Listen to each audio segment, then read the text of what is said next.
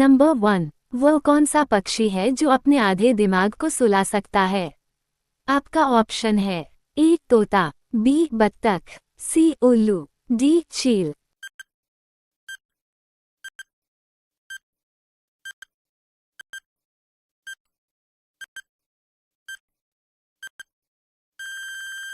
उत्तर को जानने से पहले चैनल को लाइक और सब्सक्राइब करें। ऐसे ही इंटरेस्टिंग वीडियो हम हमारे चैनल पर लेते रहते हैं।